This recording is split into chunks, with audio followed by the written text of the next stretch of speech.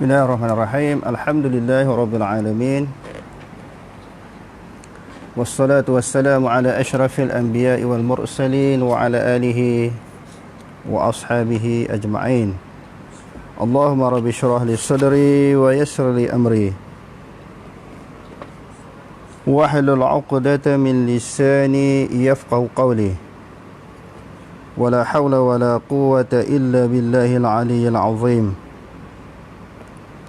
Allahumma la sahla illa ma ja'altahu sahla wa anta taj'alul huzna in syi'ta sahla. Rabbi yassir wa la tu'assir wa atmim bil khair. Amma ba'd. Alhamdulillah, bersyukur kepada Allah Subhanahu wa taala kerana dengan limpah dan kurnianya pada malam ini kita dapat sambung kembali, iaitu siri yang kedua berkaitan dengan masalah perbincangan isu bid'ah.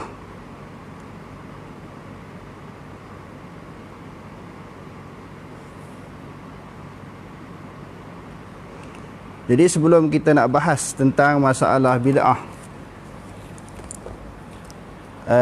yang dipegang ataupun difahami dan disyarah oleh ulama-ulama mazhab yang empat seperti dalam mazhab Syafi'i, Hambali, Maliki dan juga Hanafi. Di sini saya nak jawab satu kemusykilan yang dikemukakan oleh saudara Rashid Akid.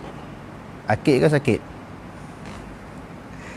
Dia ni apa yang dia di antara peminat tegar dalam kuliah saya. Sekarang ni pun dia ada menyaksikan apa yang kita sedang bahaskan. Alhamdulillah, terima kasih kepada Rashid Akid. Cuma dia muskil macam mana dikatakan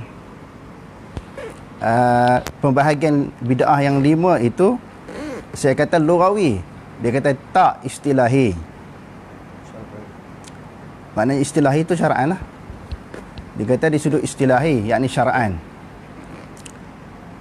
Semalam saya dah kemukakan sebelum Imam Nawawi dia membahaskan lebih panjang masalah bid'ah ini. Imam Nawawi bila dia membahagikan 5 perkara, wajib, haram, makruh, sunat, harus, itu yang pertama, contoh-contoh yang dikemukakan oleh Imam Nawawi. Contoh-contoh yang dikemukakan oleh Imam Nawawi itu yang kata bid'ah itu terbahagi kepada 5. Dia bawa mari contoh buat sekolah, belajar ilmu nahu, susun kaedah, nak rad golongan Mujassimah, Qadariyah, Murji'ah. Satu pun Imam Nawawi dia tak bawa mari contoh yang kata bid'ah yang 5 itu berkaitan dengan isu ibadat. Itu yang pertama. Semua dia bawa mari contoh itu bukan suatu bentuk, suatu gambaran bid'ah yang khusus. Macam tadi saya sebut tadi, buat sekolah, belajar susun ilmu nahu, susun ilmu usul fiqh, jarah wa ta'dil dan sebagainya, sebagaimana yang disebut di dalam kitab Tahzib Asma' wal Lughat. Dan juga disebut di dalam Syarhun Nawawi yang saya baca semalam. Syarhun Nawawi. Itulah contoh-contoh yang dikemukakan oleh Imam Nawawi. Saya tak perlu ulang balik bacaan tu kerana semalam dah baca. Itu yang pertama.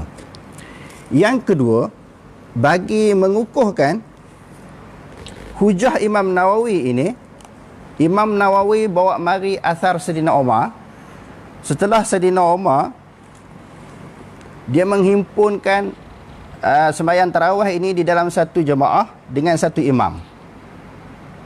Yang mana perbuatan Saidina Umar itu tidak pernah berlaku di zaman Rasulullah sallallahu alaihi wasallam di sudut menghimpunkan satu imam. Adapun asal tarawih itu memang ada di zaman Nabi. Masing-masing punya sembahyang, beberapa kelompok, bukan kelompok yang satu. Jadi Imam Nawawi dia bawa mari asar Saidina Umar, ni'matil bid'ah, dalam riwayat yang lain ni'matil bid'atu hazihi. Sebaik-baik bid'ah adalah bid'ah ni. Tengok Imam Nawawi sebut. Dia kaitkan dengan asar Saidina Umar. Kalau kita baca di dalam kitab Aujazul Masalik, syarah kepada Muwatta Imam Malik, yang mana Imam Malik ini dia bawa mari asar Saidina Umar tadi, ni'matul bid'atu hazihi. Jadi Maulana Zakaria pun menyebut yang dimaksudkan bahawa yang dimaksudkan dengan perkataan Saidina Umar itu adalah lughawi. Adalah lughawi. Lalu dia memetik perkataan Ibnu Taimiyah. Maulana Zakaria diambil di dalam kitab, memetik perkataan Ibnu Taimiyah. Dia kata qala Ibnu Taimiyah fil minhajis sunnah innama sammaha bid'atan li'anna ma fu'ila ibtida'un bid'atan lughatan. Dia kata adalah merupakan bid'ah di sudut lughah. Walaysa dhalika bid'atun syar'iyyah. Bukanlah yang dimaksudkan di sini adalah bid'ah syar'iyyah. Bid'ah syariah maknanya istilah. Dia kata lughatan.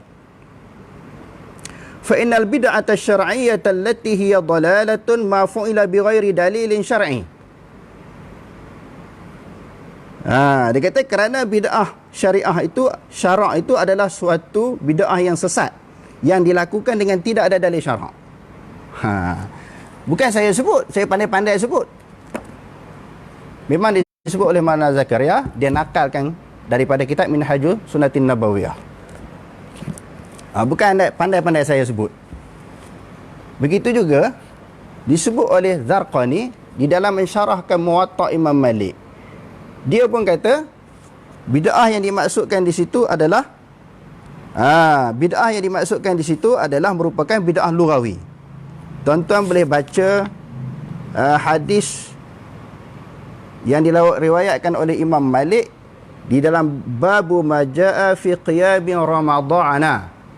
Babu majaa fi qiyami ramadhana, hadis yang ke 248.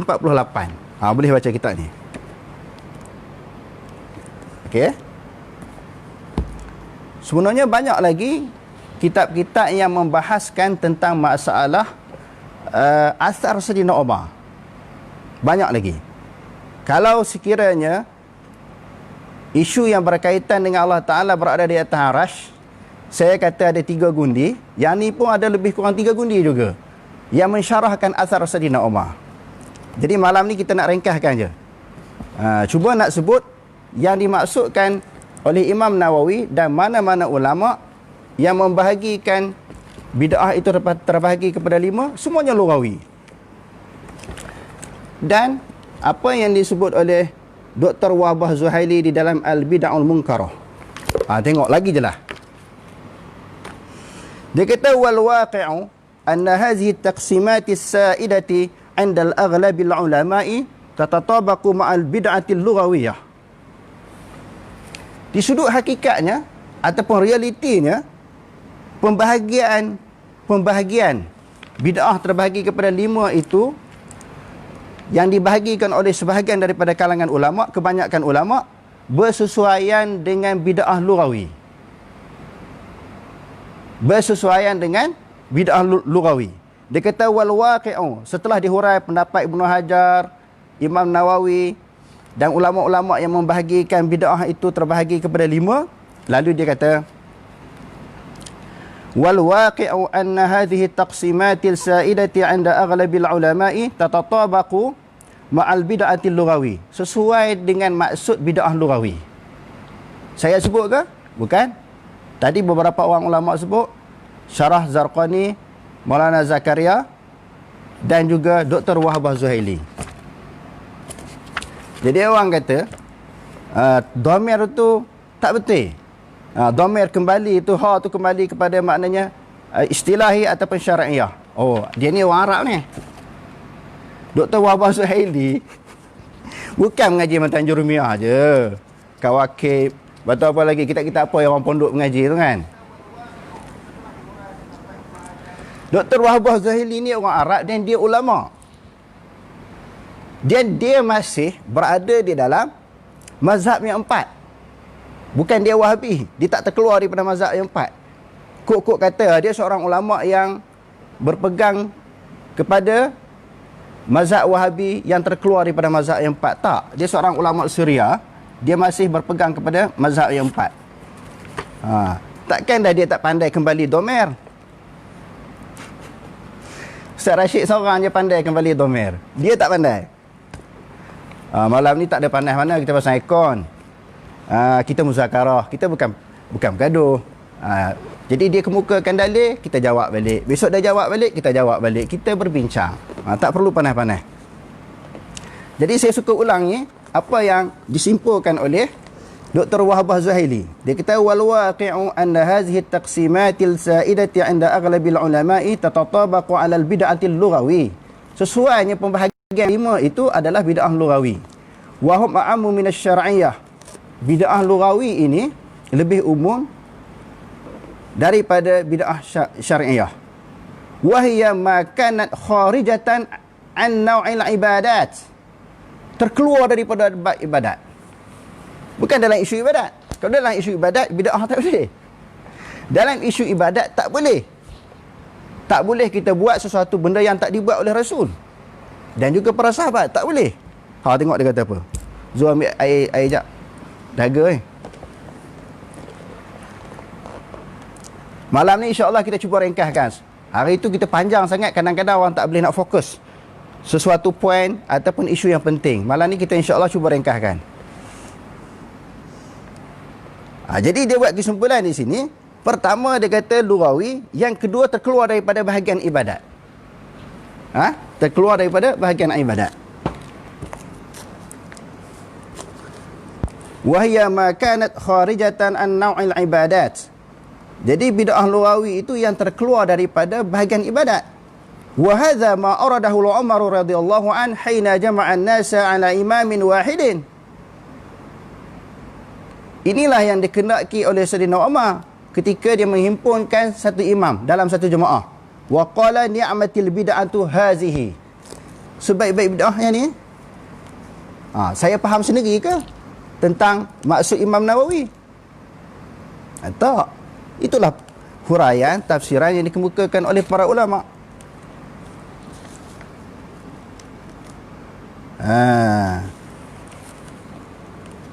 Tetapi ta'rif yang lebih selamat, Dr. Wahbah Zuhaili kata, wa ta'riful aslamu lil bid'ati kama qarara al-Imam al-Malik rahimahullahu wa sara Syatibi ala manhajihi.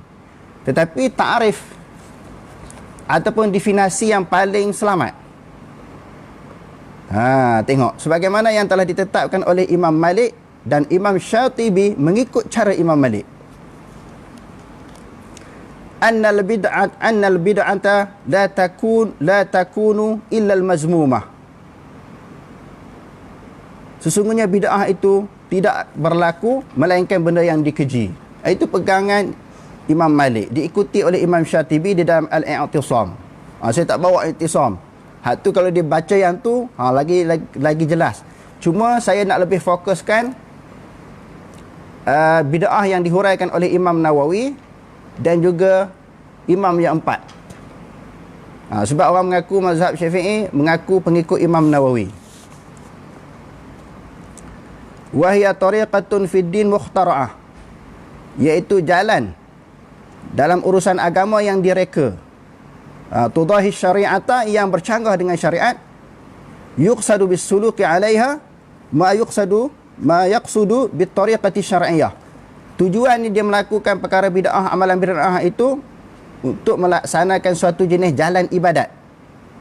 Dia rasa itu ibadat, suatu pendekatan untuk mendekatkan diri kepada Allah Ta'ala dengan jalan tersebut, dengan jalan bid'ah. Bal hiya mu'aridatul laha. Wa innama tashbihuha min ghairi an takuna fil haqiqah kadhalik. Di sudut hakikatnya bukan begitu ibadat. Itu suatu ciptaan, rekaan, benda-benda yang diada-adakan. Bahkan bertentangan dengan hakikat agama ataupun hakikat syarak. Lalu dia sebut lagi. Dr. Wahbah Zuhaili jelaskan lagi. Summa wajadtul imam al-Shawkaniyya yuraddu ala man qassama al-bid'ata ila 5 aqsamin. Kemudian aku dapati, dia kata, Imam Syawkani menolak siapa-siapa yang membahagikan bid'ah itu terbahagi kepada 5. Minum air dulu tuan-tuan, minum air dulu. Bismillahirrahmanirrahim.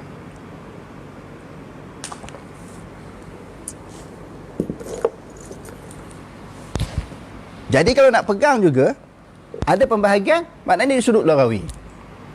Itu disebut oleh para ulama, dan juga apa yang kita bahaskan tadi, Dr. Wahbah Zuhaili. Sebab banyak orang duk sebut tak faham bahasa Arab, tak pandai kembali domer. Takkan ulama-ulama ni tak pandai kembali domer? Termasuklah Alamah Syawkani. Dia tak reti kembali domer ke? Kita seorang je yang kembali, yang faham bahasa Arab. Kerana dia kata di sini terhenti kepada man amila amalan alaihi amru syar'i fa huwa sahihun. Kalau amalan itu sesuai dengan hukum syarak, sahih. Wala yuqalu hazihi bid'atun hasanatun. Alamah Syawkani kata kalau benda tu sesuai dengan hukum syarak, tak boleh kata bid'ah, sebab tak termasuk dalam bid'ah pun. Sebab tu dia tak setuju mana-mana orang membahagikan bid'ah itu 5 perkara. Kerana Nabi SAW bersabda, kullu bid'atin dalalah. Setiap benda yang bid'ah itu, yang diada-adakan di dalam agama itu, semuanya sesat. Jadi saya nampak kita akan buat bersiri, insya-Allah akan ada siri-siri yang seterusnya. Kita akan bagi contoh pula. Hak mana yang dikatakan sepakat ulama kata benda ni bid'ah, dan ada ulama yang tak sepakat menentukan benda ini bid'ah ataupun tidak. Kalau tak sepakat, kita tolak ansur. Cuma di dalam masalah bid'ah, saya nak ulangi sekali lagi, dalam bab ibadat tak ada bid'ah yang baik. Apa yang dicontohkan oleh para ulama di sudut lughawi. Jelas kan dia sebut tadi. Tuan-tuan boleh baca kitab ni, hadamkan kitab ni betul-betul. Bagaimana perbahasan yang cukup mu'tadil di dalam masalah bid'ah. Okey, yang kedua, soalannya banyak. Saya cuba nak jawab 2 soalan sebelum kita masuk perbincangan kita tentang bid'ah yang dihuraikan oleh mazhab yang 4. Soalan yang kedua, bila saya sebut pada kuliah yang lepas tentang kenapa membezakan masalah yadun, tangan, mata, dengan kalam, basar, sama. Lalu soalan ni dia kata, masalah tangan Allah. Dia kata Maulana, ada perbezaan. Kalau kalam, basar, sama itu sifat. Saya kata, kalau sama itu boleh diterjemahkan dengan mendengar, basar melihat, kalam berkata-kata. Kalau mendengar, kalau kita terjemahkan mendengar, mungkin orang faham mendengar dengan telinga. Dengan anak telinga, ada gegendang telinga, telinga kecil, telinga dalam dan telinga luar. Kalau kata melihat, dengan mata. Saya buat satu kemusykilan, nak bagi tahu orang yang belajar ilmu kalam ini, supaya tentang sifat-sifat Allah Ta'ala kita tak boleh membezakan. Golongan salaf tidak membezakan, semua dia terjemah. Sama ada tangan ke, melihat ke, berkata-kata, semua dia terjemah. Tetapi mukhalafah. Soalan ini kata, kalau kita kata sama, basar, kalam, itu dia sifat. Tengok soalan. Kalau kita sebut tangan, dia anggota. Tu yang kata mujassimah tu. Bila anggota, dia terbahagi kepada kulit, urat, darah, tulang, Satu. Itu satu. Yang kedua, bila kata anggota, dia mesti duduk pada jisim. Inilah yang dikatakan mujassimah. Okey, dengar elok ha? Dia kata Maulana ni bodoh, dia kata. Dia kata Maulana ni bodoh, itu sifat. Sedangkan ya itu adalah anggota. Tak apa, dia kata bodoh, dia cerdik. Jadi dengar orang bodoh nak hurai ni. Jadi dengar orang bodoh nak hurai. Kepada orang yang cerdik. Kalau kita baca Fathul Bari, bagaimana dia menghuraikan masalah tangan? Dia tangan ini diterjemahkan oleh ulama-ulama salaf, dia bukan satu anggota, dia merupakan satu sifat. Macam sifat mendengar, melihat, berkata-kata, sifat yang berada kepada zat. Dia bukan terjemah anggota. Kalau terjemah kepada anggota, anggota duduk kepada jisim. Bila duduk kepada jisim, munasabah lah kita kata mujassimah. Ulama-ulama salaf sekadar menghuraikan tangan. Dia tak kata anggota tangan. Sebab anggota duduk kepada jisim. Tengok elok, dengar elok. Dalam Fathul Bari, dalam kitab Tauhid, Ibnu Hajar ketika mentafsirkan ayat Al-Quran, lima khalaqtu biyadaya. Ayat Al-Quran menyebut bahawa Allah Subhanahu wa taala menjadikan Adam dengan dua tangan. Ma mana'aka an tasjuda lima khalaqtu biyadaya. Wahai iblis, mengapakah kamu tidak mahu sujud kepada Adam yang aku jadikan dengan dua tangan aku? Okey. Bila Allah Ta'ala kata macam tu dalam Al-Quran, Ibnu Hajar Al-Asqalani memetik perkataan, menakalkan perkataan Ibnu Battal. Dia kata lima khalaqtu biyadaya. Yadai di sini dihurai. Qala Ibnu Battal fi hazihi al-ayati isbatu yadain lillah. Daripada ayat ini mensabitkan ada tangan bagi Allah. Daripada ayat ini mensabitkan ada tangan bagi Allah. Wa huma sifatani min sifati dzatihi. Tangan itu adalah merupakan dua sifat daripada sifat zat. Bukan dia kata anggota. Bukan dia kata anggota tangan. Dia kata sifat tangan.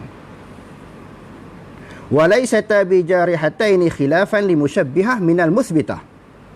Berbeza. Dia kata bukanlah kedua laysata bijarihataini, bukan merupakan anggota tangan. Dia kata sifat tangan. Kalau kata anggota tangan, tadi kita sebut tadi, ada tulang, darah, kulit, urat. Situ kalau kata tangan. Kalau kata anggota. Lepas tu pula anggota pula duduk kepada jisim. Yang tu munasabah kalau kata mujassimah. Yang tu munasabah. Tetapi para ulama salaf dia tak kata anggota, dia kata sifat. Sebagaimana sifat mendengar, melihat, berkata-kata, sifat tangan. Sifat tangan. Macam mana sifat tangan? Wallahu a'lam lah, kita tak pernah tengok. Mukhalafatuhu ta'ala lil hawadith. Bersalahan Allah Ta'ala dengan segala yang baru. Berbeza dengan musyabbihah minal musbitah. Yang mana musyabbihah, ni kata musyabbihah ni. Musyabbihah yang mentashbihkan, yang menyamakan Allah Ta'ala dengan baharu, dia sabitkan ada tangan seperti baharu. Dia mensabitkan ada tangan. Bukan dia tolak Allah Ta'ala ada tangan, dia kata ada tangan, tetapi sama dengan baharu. Berbeza dengan ahli sunnah wal jamaah, dia kata sifat tangan, bukan kata anggota tangan. Wal jahmiyah, walil jahmiyati minal mu'attilah. Dan bagi golongan jahmiyah, bagi golongan yang menafikan pula, Allah Ta'ala tak ada tangan. Dia nafi pula. Sedangkan ahli sunnah kata ada, tapi sifat, dia bukan anggota. Musyabbihah kata ada tangan, tetapi sama. Hak tu tak boleh. Wa yakfi fi raddi ala man za'ama annahuma bima'na al-qudrati. Padanlah dengan huraian ini, dia kata, orang mengatakan yad itu dengan makna kudrah. Ibnu Hajar Al-Asqalani tak boleh terima dengan yad itu dengan makna kuasa. Ibnu Hajar yang tolak. Ibnu Hajar ni pun mazhab Syafi'i. Dia mazhab Syafi'i dan dia juga sebagai, selain daripada pakar di dalam fiqh Syafi'i, dia juga pakar di dalam ilmu hadis. Nampak? Dia menakalkan pendapat Ibnu Battal. Kita buka pula Ibnu Battal. Itu cara mengaji. Mana Ibnu Battal, Ustaz? Dah hilang. Ibnu Battal. Betul tak Ibnu Battal kata macam tu? Sebab Ibnu Hajar menakalkan perkataan Ibnu Battal. Bila kita baca jilid yang ke-10, Ibnu Battal pun syarah Bukhari juga di dalam kitab Tauhid. Lalu betul lah bila kita baca lima khalaqtu biyadayya, dengan sesuatu yang aku jadikan dengan dua tanganku. Wasairul ahadisil babi ala isbatil yadain lillah, isbatil yadain lillahi huma sifatan min sifati dzatih wa laysata bi jarihataini bi khilafil qawlil mujassimatil musbitah annahuma jarihatani bi khilafi qawlil qadariyati. Dia kata berbeza juga dengan mujassimah yang mensabitkan, dan berbeza juga dengan pandangan qadariyah. Jelas sama je. Maknanya sifat tangan, bukan anggota tangan. Adakah dengan menyebut bahawa Allah Subhanahu wa taala ada tangan, yakni sifat tangan, dianggap sebagai musyabbihah ataupun mujassimah? Kita baca pula Tuhfatul Ahwazi. Syarah kepada Tirmizi.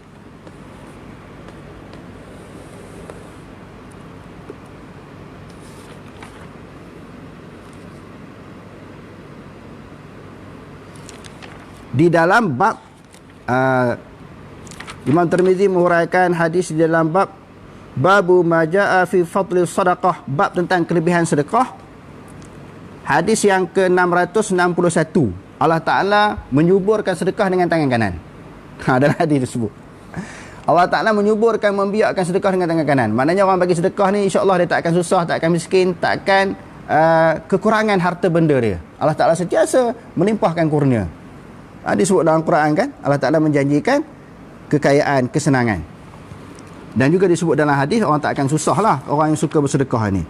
Jadi kesimpulannya, bila Nabi sebut Allah Ta'ala membiakkan sedekah dengan tangan, apa yang disebut oleh Imam Tirmizi, dia menakalkan pendapat beberapa ulama salaf.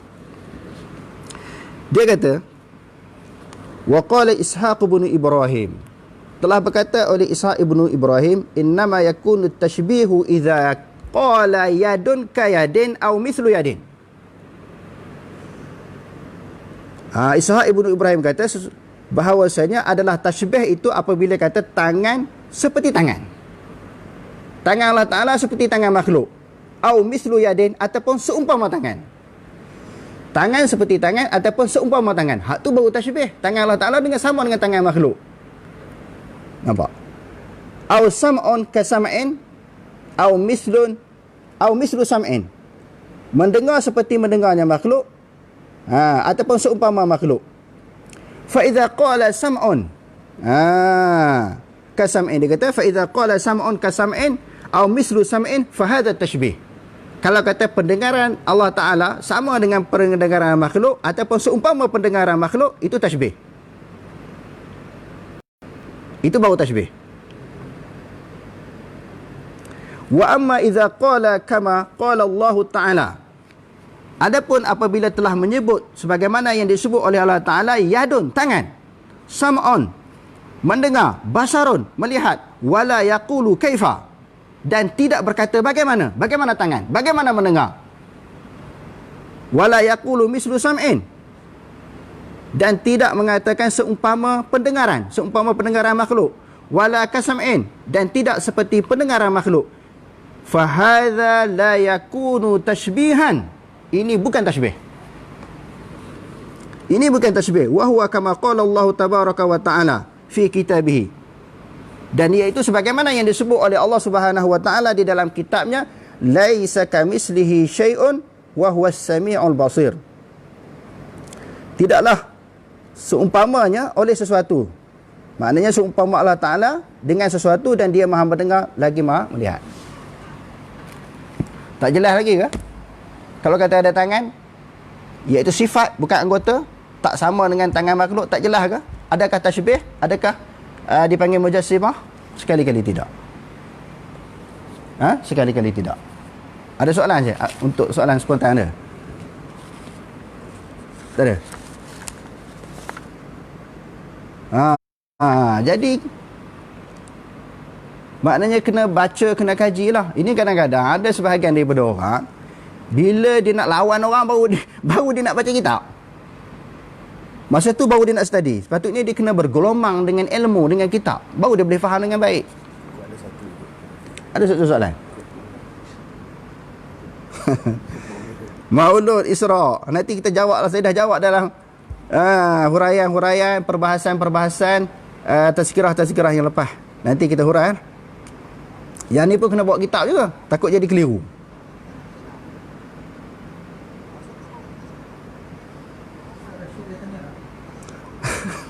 Nanti Ustaz Rashid. Ustaz Rashid tengok, alhamdulillah. Ada depan tu. Tak ada. Dia ada tengok, dia tengok. Besok Ustaz Rashid komen, saya jawab balik. InsyaAllah kita muzakarah, bukan gaduh. Kita minum air dulu.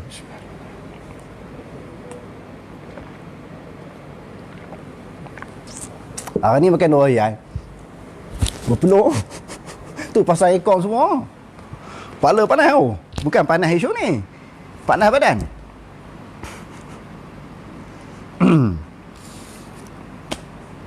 Begitu juga tuan-tuan, kalau baca Hujjatullahil Balighah. Sama ni dia hurai.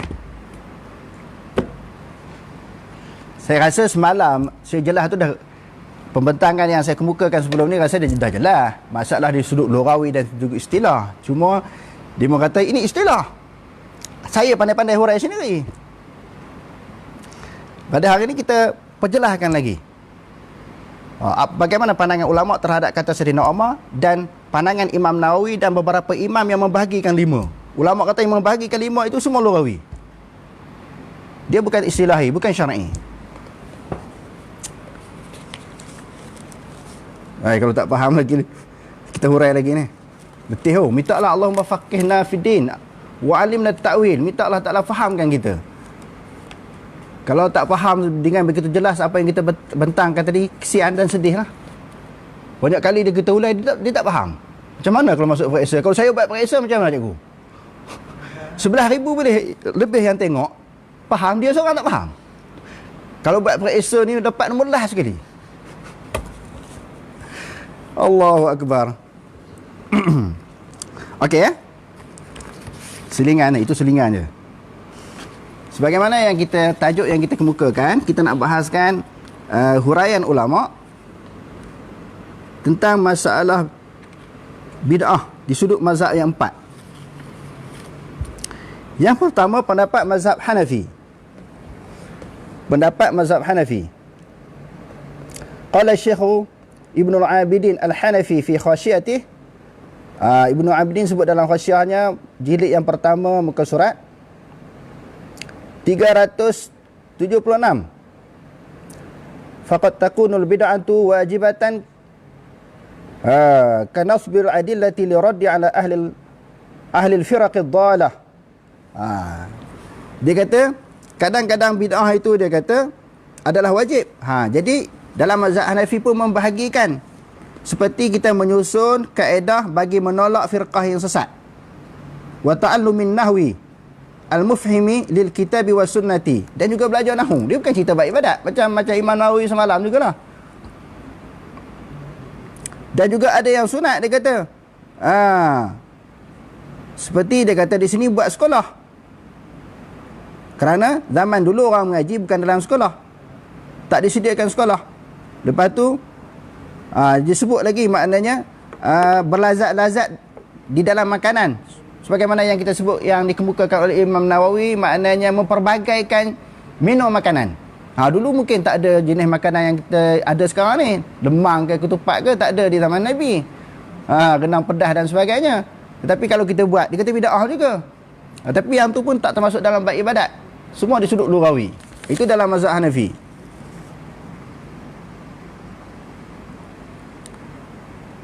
Dan juga dalam mazhab Hanafi pun dia ambil perkataan Sayyidina Umar. Dia kata ada syarhi liqauli Ibni Umar, liqauli Umar Ibn al-Khattab radhiyallahu anhu ni'matil bid'atu wa dhalika 'indama jama'a an-nas fi at-tarawih khalfa qari'in wa kanu qabla dhalika yusalluna awza'an mutafarriqina. Dia pun ambil perkataan Sayyidina Umar juga. Di zaman Rasulullah ni berkelompok-kelompok, bukan dibawa di dalam satu imam, satu jemaah. Itu dalam mazhab Hanafi pun dia ambil juga. Kalau dia membahagikan bid'ah itu 5 perkara, tetapi dikaitkan dengan asar Sayyidina Umar juga. Sama je. Begitu juga di dalam mazhab Maliki. Dalam Syarah Zarqani. Tadi dah kita baca.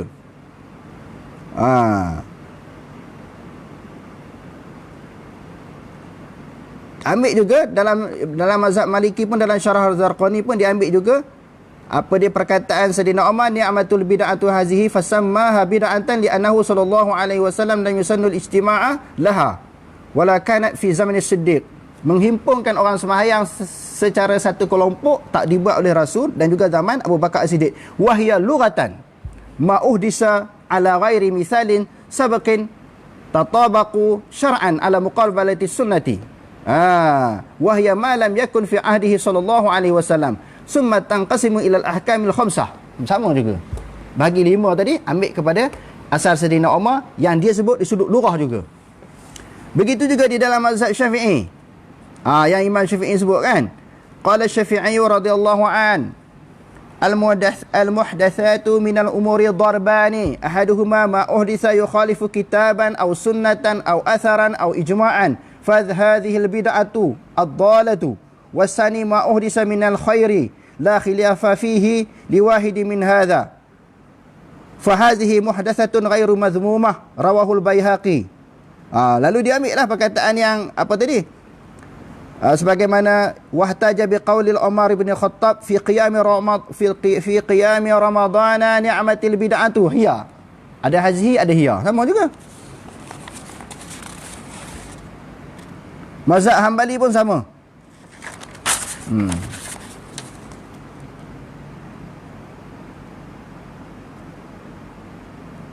Dalam bab talak di dalam kitab Mutli' ala Abu Abil Muqni' min kitab at-talaq wal bid'atu mimma umila ala ghairi misalin sabiqin wal bid'atu bid'atani bid'atun huda wa bid'atun dalalah wa bid'atun munqasimatun bi aqsamin terbahagi kepada 5 juga. Jadi 4 mazhab ni memang 4 mazhab tadi, mazhab Syafi'i, Hambali, Maliki, Hanafi bagi 5 juga, tetapi pembahagian itu dari sudut lughawi. Semua mereka mengambil asal daripada Sayyidina Umar, ni'matil bid'atu hazihi. Tadi dah kita sebut dah, saya tak nak hurai panjang-panjang takut orang hilang fokus. Jadi 4 mazhab tadi yang membahagikan 5 pun semua di sudut lughawi, bukan istilahi. Dan kalau kita tengok ulama-ulama yang lain, perbahasan ulama tentang kullu itu, kalau dibanyakkan, dipanggil apa tadi, dibahagikan beberapa pembahagian, dia terang bercanggah dengan hadis Nabi. Sebab itu ulama dia sangat faham. Para ulama yang 4 dan ulama-ulama yang lain sangat faham. Mereka sebut pembahagian itu adalah lughawi. Tadi saya sebut tadi, bukan saya saja yang berpendirian demikian, bahkan ditafsir dengan jelas oleh Dr. Wahbah Zuhaili di dalam Al-Bid'ah Al-Munkarah, dan disebut ulama-ulama yang lain. Semua di sudut lughawi. Adapun bid'ah di sudut ibadat tak ada. Saya ulang banyak kali ni bukan apa, takut orang keliru. Dan Imam Nawawi sendiri pun dia bawa mari contoh tentang keduniaan, bukan sudut ibadat. Kalau tidak, sebab semayang rawaib 12 rakaat dalam malam nisfu Syaban, semayang salah apa? Semayang ni tak okey ke? Semayang ni bukan perbuatan yang baik ke? Baik. Kenapa Imam Nawawi kata bid'ah? Di dalam fatwa Nawawi yang kita baca ni, kenapa dia kata bid'ah? Sedangkan semayang tu kan benda baik. Buat kunui arwah disebut dalam majmu'. Kenapa dia kata bid'ah yang mungkar? Kalau kata bid'ah tu ada hasanah. Dia kata bid'ah. Apa sebab tu kena tak boleh baca 1-2 kitab. Kalau nak faham Imam Nawawi, kena baca banyak kitab yang dihuraikan oleh Imam Nawawi. Nak faham bab bid'ah ni, puluh-puluh kitab kita kena baca. Dan kita kena adil, kena ikhlas untuk mencari kebenaran, nak cari ilmu. Bukan nak putar belik. Kalau putar belik tu kita cerita macam mana tu, dia kona pula. Besok dia kona ayat lain pula kan. Tapi insya-Allah kita akan teruskan kemukakan dalil-dalil untuk memberi kefahaman kepada orang awam dan juga orang khusus tentang masalah pemahaman dalam masalah bid'ah. Dan kita tidak menyerang mana-mana pihak, kita terang sahaja. Kalau orang tak puas hati, Dia serang kita, kita terang lagi. Besok dia buat satu video, dia buat satu tulisan, dia lawan lagi, insya-Allah kita terang lagi. Sebab kita menerang. Mereka menyerang, kita menerang. Jadi cukup dulu sekadar itu. InsyaAllah siri yang berikutnya kita akan susun selepas daripada ini. Kita akan bagi pula contoh-contoh tentang perkara bid'ah yang sepakat ulama kata bid'ah, ada ulama yang tak sepakat.